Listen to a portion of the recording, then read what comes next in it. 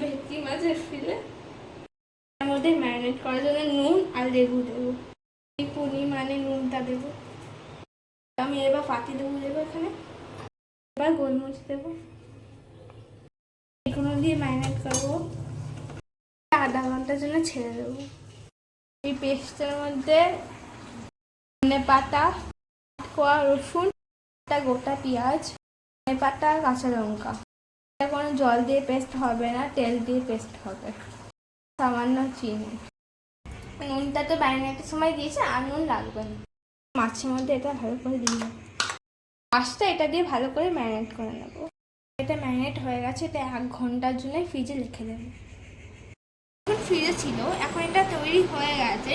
আর এটার মধ্যে অল্প ময়দা দেবো, কেন কি এটা কোটিং করার সময় খুলে না যায়। এটাতে ভালো করে মাখিয়ে নেব। 2 দিন নুন দিয়ে ফেটিয়ে রাখতে হবে। বিস্কুটের গুঁড়ো রেডি করে নিয়েছি, ডিমে দেবো।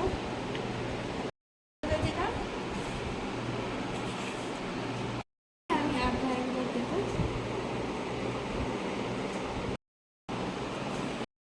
হয়ে গেছে। এবার এটাকে সেক দেবো,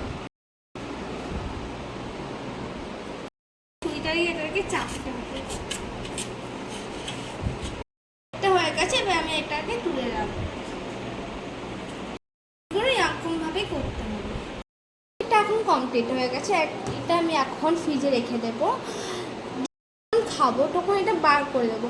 আর এটা ফ্রিজে রাখলে এটা অনেকদিন থাকে।